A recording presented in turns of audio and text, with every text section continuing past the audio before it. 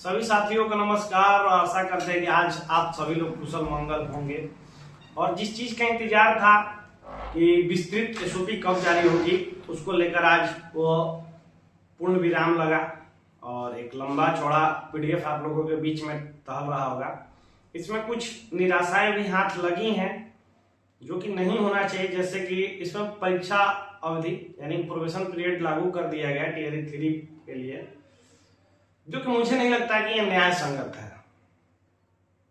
क्योंकि पिछली बार जब ट्रांसफर हुआ था तो टीयर 3 को मौका दिया गया था, तो इस बार उनसे ये मौका छीन लेना उचित नहीं होता है, क्योंकि वो भी लंबे समय से 1 साल उनका भी लगभग इंतजार हो गया और हम भी इंसान हैं, हम समझते हैं घर से दूर रहने का क्या प्रॉब्लम होता है।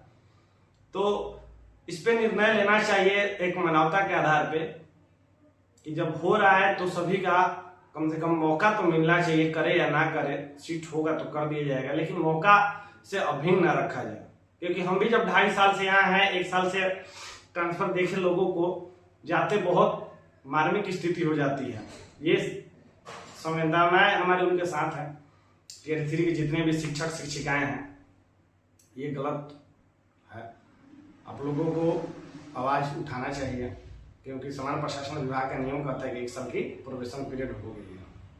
चलिए इसके बाद हम लोग एसओपी पे बात करते हैं। सबसे पहले ये बात क्यों रखें, क्योंकि हम समझते हैं, हम दर्द समझते हैं, हमको किसी से दुश्मनी नहीं है, किसी से खासा प्यार नहीं है, लेकिन हाँ एक जो दर्द होता है वो दर्द हम महसूस कर चुके हैं 2.5 साल में, वो चीज आप भी महसूस कर रहे होंगे। इस वजह से आपसे उतनी ही सहानुभूति है जितना आपको मेरे से है, क्योंकि आप भी चाहते हैं कि आपका भाई भी 2.5 साल से प्रयास कर रहा था, इसका भी हो जाए। चलिए एसओपी पे बात करते हैं क्या क्या है इसमें।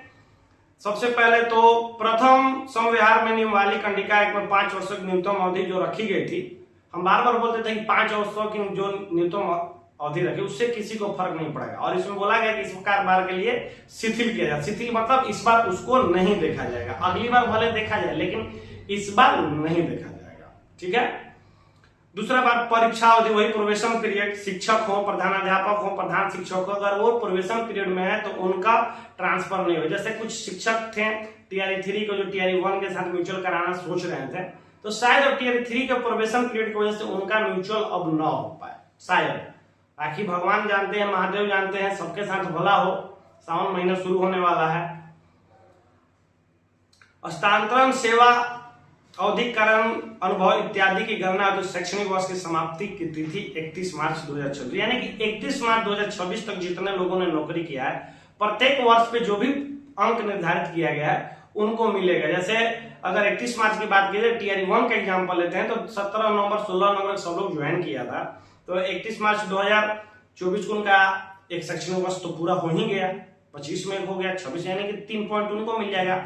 और इससे पहले जो नौकरी करते थे विशिष्ट शिक्षक, उनको भी मिलेगा, क्योंकि अगर सर्विस कंटिन्यूटी का लाभ मिला है तो उनको सेवा अंक का भी लाभ मिलना चाहिए, कॉमन सी सेंस है। चौथा पॉइंट उसमें दिया गया है कि 2 वर्ष पहले, यानी कि जो इससे पहले सिद्धार्थ सर भी राजेंद्र सर के कार्यकाल में ट्रांसफर हुआ था, म्यूचुअल हुआ था, दिव्यांग के आधार पर या नॉर्मल हुआ था, उन सभी को मौका मिलेगा। ये आप लोगों की बहुत बड़ी जीत है और बधाई।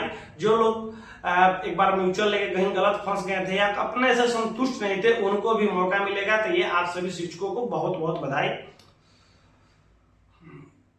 विभाग द्वारा निर्गत मानक मंडल के आधार पर विद्यालय वार शिक्षकों की आवश्यकता के गणना हेतु सेक्शन 25-26, यानी जो 25-26 में नामांकन हुए थे उनका जो पिछले शैक्षणिक सत्र 25-26, अभी तो 26-27 चल रहा है ना, तो 25-26 तक जितना एडमिशन हुआ था उस एडमिशन के आधार पे आपका विद्यालय में वैकेंसी देखा जाएगा कि अगर वहां 60 है तो 2 शिक्षक, 90 है तो 3, 90 से 120 है तो 4। इस तरीके से जो पिछला 25-26 सेशन था उसके आधार पे आपको विद्यालय में रिक्ति की बात की जाएगी। शिक्षा अधिकार नियम 2009 के प्रावधान अनुसार ही प्रारंभिक विद्यालयों के लिए शिक्षक की व्यवस्था का आंकलन किया गया। चूंकि राज्य सरकार द्वारा प्रत्येक प्राथमिक विद्यालय 1 से 5 के लिए प्रधान शिक्षक का एक पद सृजित किया गया है। बिहार लोक सेवा आयोग अनुशंसा के आलोक में इन प्राथमिक विद्यालयों में प्रधान शिक्षक का पद स्थापित किया गया। ऐसे में प्रत्येक प्राथमिक शिक्षक एक प्रधान शिक्षक का पद अतिरिक्त रखा जाना अपेक्षित होगा। शिक्षक की आवश्यकता का आकलन करते समय इस बात का ध्यान रखा देना अपेक्षित होगा कि प्रत्येक शिक्षक के लिए विद्यालय में कम से कम वर्कर्स उपलब्ध है, यानी कि जितने शिक्षक जाएंगे या जितने शिक्षक उनके लिए कम से कम एक कमरा, मतलब एक शिक्षक एक कमरा उपलब्ध होना चाहिए। विद्यालय का नियम ये कह रहा है। कक्षा 6 से 8 के लिए पत्रांक 1936 दिनांक 22/6/2026 की कंडिका ख के आलोक में शिक्षकों की आवश्यकता का आंकलन किया जा सकता है। आकलन के क्रम में प्रत्येक शिक्षक के लिए एक वर्ग कक्षा, वही एक क्लास एक शिक्षक कर जाना है। कक्षा 6 से 8 में नामांकित 60 संख्या के आधार पर आवश्यकता अधिकतम 12 शिक्षकों का प्रदान, मतलब अगर 6 to 8 जो विद्यालय है या 1 to 6 हम कह सकते हैं, मतलब 8 तक 6 to 8, उसमें अधिकतम 12 शिक्षक, माने मिडिल स्कूल में अधिकतम 12 शिक्षक का प्रदान किया गया है नामांकन के आधार पे। अगर नामांकन ज्यादा होगा तो शिक्षक की जरूरत ज्यादा होगी, नामांकन कम होगा तो शिक्षक की आवश्यकता कम होगी। आप लोग इससे पहले हम एसओपी देखे थे मानक मंडल वाला, उसी का इसमें जिक्र करेंगे। उसके आधार पर जैसे भाषा का एक होना चाहिए, मैथ साइंस का एक होना चाहिए, सामाजिक विज्ञान का एक होना चाहिए, इंग्लिश का एक होना चाहिए, उस तरीके की बात इसमें कही गई है। पॉइंट नंबर 7, समायोजन समानुपातिकरण हेतु अधिशेष शिक्षकों वाले विद्यालय एवं शिक्षक अभाव वाले विद्यालय। ये देखिए भाई, जो मेरा लगातार 3-4 लाइव वीडियो देखे होंगे, अब वो आप लोग आकलन कीजिए कि मैंने जितना जानकारी दिया था अपने लाइव के वीडियो में और वीडियो के माध्यम, वो सारा इस एसओपी में जिक्र है। हम बोले थे कि जो विद्यालय में अधिक शिक्षक होंगे उसकी सूची जारी होगी, वो विद्यालयों की, इस विद्यालय में इतने अधिक सूची है। दूसरी बात मैंने बोला था कि जिस विद्यालय में रिक्ति रहेगी उसी का दिखाई देगा, वो भी बात इसमें जिक्र है। थोड़ा सा हम उस वक्त बोले थे कि गौर से सुनिएगा, बात हु बहुत सही निकलेगा। सिर्फ प्रोविजन पीरियड वाली जो बात थी नहीं पता थी या फिर अचानक ये क्यों फैसला लिया गया नहीं कहा जा सकता, लेकिन उसके अलावा जो जो जानकारी दिए थे आप लोग गौर कीजिएगा, और नहीं गौर कर सकते तो एक बार प्रीवियस वीडियो सारा जाकर देख लीजिए।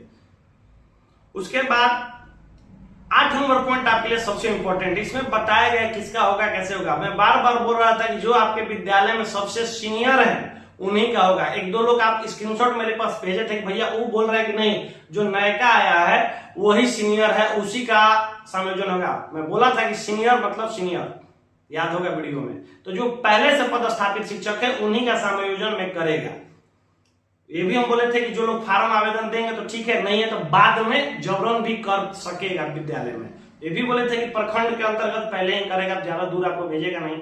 सुनिए, अधिशेष एवं अधिशेष मतलब जो अधिक है एवं अभाव वाले विद्यालयों का जिला द्वारा सत्यापन के उपरांत अधिशेष शिक्षकों के रूप में ऐसे शिक्षकों को चिन्हित करने की प्रक्रिया नहीं, मतलब जो अधिशेष शिक्षक का जो चयन होगा वो किस प्रक्रिया का होगा, यानी कि जो एक्स्ट्रा है। तो हम बोले थे कि जो 5 वर्ष से अधिक एक विद्यालय में जमे हुए हैं, तो लिखा है कि 5 वर्ष या इससे अधिक अवधि से संबंधित विद्यालय में पदस्थापित हो तो उन्हें अधिशेष शिक्षक माना जाएगा। 5 वर्ष या इससे अधिक अवधि में पदस्थापित शिक्षकों की संख्या 1 से अधिक हो तो पदस्थापन अवधि घटते क्रम में अधिशेष, यानी कि बार बार हम बोले थे कि सबसे सीनियर अगर वो नहीं तो उससे जूनियर, उससे जूनियर, उससे मतलब घटते क्रम में आएगा, यानी जो सबसे ज्यादा सीनियर होगा उसको पहले समायोजन किया जाएगा, उसके बाद उससे कम। ये मैंने बोला था लाइव में, आप लोग को याद होगा, पिछले वीडियो में बोले थे। दूसरा बात, किसी विद्यालय में पदस्थापित सभी अधिशेष श्रेणी के शिक्षकों की पदस्थापन अवधि 5 वर्ष से कम, यानी कि जो नए वाले थे, यानी कि जो नए वाले होंगे, जो जिनका 5 साल अभी पूरा नहीं होगा, उनको किस तरीके से चयन किया जाएगा। तो किया जाएगा जो सबसे कम अवधि से शिक्षक पदस्थापित हैं अधिशेष शिक्षकों में अधिशेष शिक्षक के रूप में चिन्हित किया जाएगा, यानी कि जो 5 साल से जिनका पूरा नहीं हो रहा है, जैसे टियर 1, टियर 2, टियर 3 मान के चलते एग्जाम्पल लेके चलते हैं, इसमें से जो सबसे बाद में आए हैं ना उनको समायोजन में मौका मिला जाएगा, यानी कि 5 वर्ष से अधिक के लिए तो समझ में आता है सीनियर, लेकिन उसके बाद जो आ रहा है तो टियर 1, टियर 2, टियर 3 में देखा जाएगा। तो वहां इसके कहने का मतलब है कि जो सबसे कम अवधि में विद्यालय में होगा उसको समायोजन में चिन्हित किया जाएगा। अधिशेष शिक्षकों की पहचान की प्रक्रिया वस्तुनिष्ठ, पारदर्शी और पोर्टल आधारित होगी। इसमें विद्यालय की आवश्यकता, संवर्ग मतलब वही मूल कोटि, स्नातक कोटि, विषय जो आपका विषय होता है, वर्तमान विद्यालय में योगदान की तिथि, आयु तथा विभाग द्वारा अनुमोदित अन्य प्रशासनिक मानदंड का आधार बनाया जाए। मतलब कह रहा है कि अगर जो सबसे 5 साल से कम है उनको किस तरह से चयन किया जाएगा। तो सबसे पहले देखा जाए कि विद्यालय में कितने दिन से चयन है। अगर 2 ही शिक्षक एक ही दिन चयन हुए हैं तो उनका आयु देखा जाएगा। आयु के साथ साथ उनके योगदान की तिथि देखी जाएगी, या कुछ और भी मापदंड होंगे वो अपनाया जाएगा। 9 नंबर पॉइंट, अधिशेष शिक्षकों को शिक्षक आवश्यकता वाले विद्यालय में पदस्थापन स्थानांतरण हेतु विकल्प देने का अवसर उपलब्ध कराया जाएगा। प्रत्येक अधिशेष शिक्षक विभागीय पोर्टल के माध्यम से रिक्ति शिक्षक आवश्यकता वाले विद्यालयों की सूची में अधिकतम 30 विद्यालयों का विकल्प दे सकते। बार बार बोले थे कि जो को मौका मिलेगा मैक्सिमम 30 विद्यालय, पहले से भी चर्चा में थी, लेटर में भी था कि 30 विद्यालय का आपको चयन करने का मौका मिलेगा। यदि अधिशेष शिक्षक को उसके द्वारा जिला के अंदर दिए गए विकल्पों में से किसी विकल्प के विद्यालय में स्थानांतरण पदस्थापन होता है तो उस विद्यालय में स्थानांतरित किया जाएगा, अन्यथा की स्थिति में संबंधित शिक्षक वर्तमान विद्यालय में ही कार्यरत रहेंगे। यानी कि आप जो 30 विद्यालय चयन किए हैं, अगर उसमें से आपका खुदा न खास्ते न हो पाया तो आप उसी जो वर्तमान विद्यालय में है तत्काल बने रहेंगे, जबरन आपका ट्रांसफर नहीं होगा। अगर आप आवेदन दिए हैं तो, अगर आप आवेदन दे दिए और आपका 30 विद्यालय में से नहीं मिलता है तो आपका बरियारी दूसरे विद्यालय में 31वां विद्यालय में जारी नहीं करेगा, उसी विद्यालय में आप जमे रहिएगा जब तक सक्षम पदाधिकारी यानी कि जो आपके अधिकारी हैं वो कुछ फैसला आपके ऊपर न ले ले, तब तक आप उसी विद्यालय में रहिएगा। शिक्षक आवश्यकता वाले एक ही विद्यालय में यदि एक से अधिक अधिशेष शिक्षक द्वारा विकल्प दिया जाता है तो नियमावली अनुकूलक क में वर्णित अंक आधारित प्रणाली के आधार पर अधिक अंक पाने वाले शिक्षकों को पहले विद्यालय आवंटित किया जाएगा। यानी कि 2 शिक्षक, आप ही के विद्यालय में 2 शिक्षक है, दोनों ने 30-30 विकल्प दे दिया, दोनों सेम दे दिया कि 30 हम वही डालेंगे, 30 वो भी वही डाला है। तो अब देखा जाएगा कि उसमें जो वरीयता क्रम जो इससे पहले ट्रांसफर पॉलिसी आई थी उसमें जब 17 नंबर 18 नंबर पेज में था कि किस कैटेगरी के अनुसार कितना अंक बनेगा, अगर कोई दिव्यांग है, कोई पति पत्नी के आधार पे है तो उसमें एक बार मिला लेगा, उसमें दूरी मिला लेगा। और यथाक्रम समझ रहे हैं, जो लास्ट में था कि कैंसर पर 20 नंबर, लिवर पर 10 नंबर, पति नौकरी में तो 10 नंबर, बच्चा है तो वो अंक अगर आप में फिट बैठता है वो आपको मिलाएगा। जब 2 आदमी एक ही कैटेगरी के 30 के 30 सेम विद्यालय में आपके विद्यालय से करते हैं तो दोनों का अंक मापा जाएगा कि कितने दिन से विद्यालय में है, इनका क्या कोई वरीयता क्रम मतलब वही दिव्यांग, पति पत्नी, विवाह, पीडब्ल्यूडी, राष्ट्रीय सम्मान, राजकीय सम्मान से जो शिक्षक नवाजत है उनको पॉइंट अधिक बनेगा तो उनका कर दिया जाएगा। 10 नंबर पॉइंट कहता है ऐसे अधिशेष शिक्षक जो अंतर जिला अंतर प्रमंडल स्थानांतरण हेतु इच्छुक होंगे। मतलब हम अपने विद्यालय में अधिक हैं, अगर हमको सेम जिला में ना जाकर अंतर जिला में आवेदन करना होगा तो हम 5 को प्रमंडल और 5 को जिला का आवेदन देंगे। ठीक है, समझे? अगर हमको सेम जिला में समायोजन नहीं कराना है, हमको अंतर जिला में जाना है तो हमको 5 प्रमंडल और 5 जिला का विकल्प दे सकेंगे, जिसका आधार पर प्रथम जिला प्रमंडल आवंटन पर नियमानुकूल विचार किया जाएगा। अब हम आवेदन दे देंगे 5 प्रमंडल और 5, तो उस पर विचार किया जाएगा कि इनका वहां अलॉट करना चाहिए कि नहीं करना चाहिए। तो मान के चलिए अलॉट हो गया, परंतु संबंधित शिक्षक को अंतर जिला अंतर प्रमंडल स्थानांतरण अथवा जिला प्रमंडल के अंतर स्थानांतरण में से कोई एक विकल्प उपलब्ध होगा। यानी कि लेकिन जब आप वो आवेदन दे देंगे तो उसमें से आपको एक ही आवेदन अब होगा, या तो आप अंतर जिला ही करा लीजिए या तो सेम जिला ही करा लीजिए। ये नहीं कि अंतर जिला सेम जिला में भी चाहते हैं कि पहले सेम जिला में करा ले फिर अंतर जिला में, ऐसा आप बचिएगा। अगर आप अपने विद्यालय में अधिक हैं और आपको अंतर जिला जाना है तो आप समायोजन सेम जिला के लिए आवेदन उस 30 विद्यालय का विकल्प मत भरिएगा। समझे? जिला एवं प्रमंडलीय स्वर्ग में ऐसे अधिशेष शिक्षक जिनका अंतर जिला या अंतर प्रमंडल स्थानांतरण स्वीकृत होने के उपरांत यदि सामान्य स्थानांतरण अंतर्गत आवंटित जिला प्रमंडल में अधिकतम 30 विद्यालयों में स्थानांतरण विकल्प के अनुसार विद्यालय आवंटन नहीं होता तो उनका जिला प्रमंडल का अंतर, मान के चलिए आप प्रमंडल भर दिए, जिला भर दिए, आपको अलॉट हो गया, उसके बाद आप 30 विकल्प का विद्यालय जब उस जिला का दीजिएगा, अगर उस 30 विद्यालय में आपका समायोजन नहीं आया, आपका चिट्ठी जारी नहीं होगा तो आपका स्वतः जिला और प्रमंडल रद्द कर दिया जाएगा। अब आपको दोबारा जब पॉलिसी खुलेगी अगले साल मार्च में, तब जाके आपको आवेदन करने का दोबारा मौका दिया जाएगा। बात को समझे?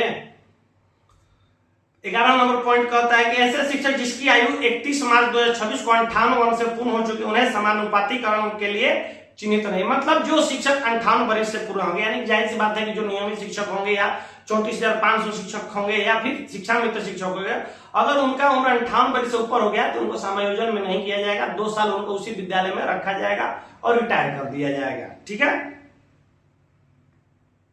लेकिन अगर वो खुद से जाना चाहते हैं, नियमित शिक्षक खुद से जाना चाहते हैं 34,500 शिक्षक, तो वो अपना आवेदन करके जा सकते हैं, लेकिन विद्यालय के आधार पर वो उनको जबरदस्ती आवेदन करने को नहीं बोला जाएगा।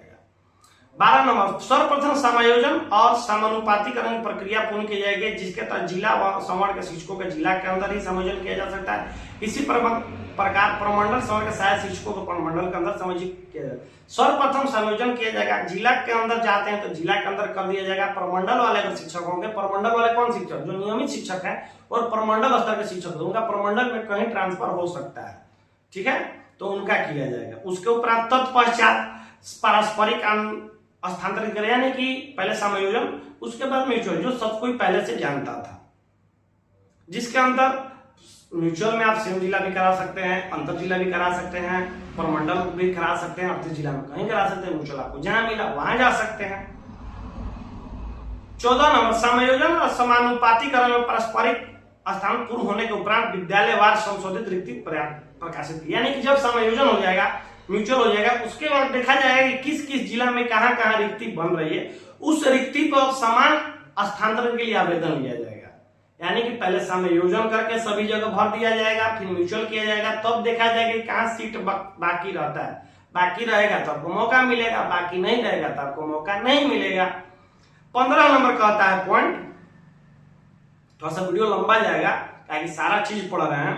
पारस्परिक हस्तांतरण के उपरांत सामान्य हस्तांतरण की प्रक्रिया प्रारंभ की जाएगी, जिसके तहत जिला प्रमंडल के अंदर एवं अंतर जिला एवं अंतर प्रमंडल हस्तांतरण पर भी विचार किया जाए। जिला एवं प्रमंडल के अंदर हस्तांतरण हेतु शिक्षकों द्वारा अधिसूचित रिक्तियों के विरुद्ध अधिकतम 30 विद्यालयों का वरीयता क्रम से विकल्प दिया जा सकता है। वरीयता क्रम मतलब जहां पहले जाना चाहते हैं। समान हस्तांतरण के तहत अंतर जिला एवं अंतर प्रमंडल हस्तांतरण हेतु पात्र इच्छुक शिक्षक, प्रधान अध्यापकों द्वारा क्रमशः 5-5 जिले एवं 5-5 प्रमंडल का विकल्प दिया जा सकता है। परंतु संबंधित शिक्षक, प्रधानाध्यापक अंतर जिला अंतर प्रमंडल हस्तांतरण अथवा जिला प्रमंडल के अंदर हस्तांतरण में से कोई एक विकल्प ही उपलब्ध रहेगा। जिला संवर्ग एवं प्रमंडल के संवर्ग शिक्षक, प्रधानाध्यापक क्रमशः अंतर जिला एवं अंतर प्रमंडलीय स्तर की कार्रवाई राज्य स्थापना द्वारा की जाएगी। जिला संवर्ग शिक्षकों, प्रधान शिक्षकों, प्रमंडल प्रधानाध्यापक जिला मंडल के उपरांत जिला समिति द्वारा की जाएगी। इसके प्रमंडल के संवर्ग में किया जाएगा। यानी कि जब आपका म्यूचुअल और समायोजन हो जाएगा तो उसके बाद जो समान ट्रांसफर होगा उसमें भी आपको 30 विद्यालय का मौका मिलेगा और उसमें भी आपको एक ही भर सकते हैं, या तो सेम जिला में भर सकते हैं या तो अंतर जिला में हो सकते हैं। जो प्रमंडल वाले होंगे, खैर प्रमंडल वाले से हम लोग का तो मतलब नियमित शिक्षक तो हमको देखता होगा नहीं, तो हम लोग अपना ही बात करते हैं, तो हम लोग को वही 30 मिलेगा। तो या तो सेम जिला आप कर लीजिए या तो आप अंतर जिला कर लीजिए। ठीक है। 16 नंबर, ऐसे शिक्षक जो पारस्परिक एवं समान हस्तांतरण दोनों के लिए आवेदन करते हैं एवं उनका पारस्परिक हस्तांतरण होने की स्थिति में समान हस्तांतरण हेतु दायर प्रक्रिया, मतलब मैं एक शिक्षक हूं, अभी तुरंत म्यूचुअल के लिए अप्लाई करूंगा, कहीं और चला गया, फिर वहां से मैं समान हस्तांतरण सेम जिला में या अंतर जिला में करूंगा तो वो दावा नहीं होगा। यानी कि म्यूचुअल ले लीजिएगा तो आपको पुनः अभी समान हस्तांतरण में अभी करंट में मौका नहीं मिलेगा। पहले वाला बात नहीं, अभी मान के चले भी जो समायोजन के बाद म्यूचुअल होगा उसमें आप म्यूचुअल करा लेते हैं, फिर सोचते हैं कि सेम जिला में कहीं करा ले और अंतर जिला में करा लेते, तो उस स्थिति में आपका वो दावा मान्य नहीं होगा, वहां आपका आवेदन नहीं लिया जाएगा। 17 नंबर पॉइंट, जिला संवर्ग के शिक्षक, प्रधान शिक्षकों, प्रधानाध्यापकों का अंतर जिला हस्तांतरण के फलस्वरूप संबंधित विद्यालय हस्तांतरित शिक्षक, प्रधान शिक्षक, प्रधान वरीयता हस्तांतरित जिलों में उनके नियुक्ति वर्ष से संबंधित शिक्षक, प्रधान शिक्षक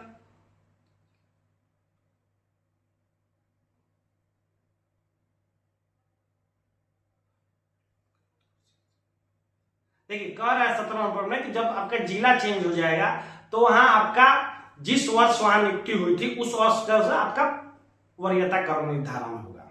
नियुक्ति के वर्ष से आपका वरीयता क्रम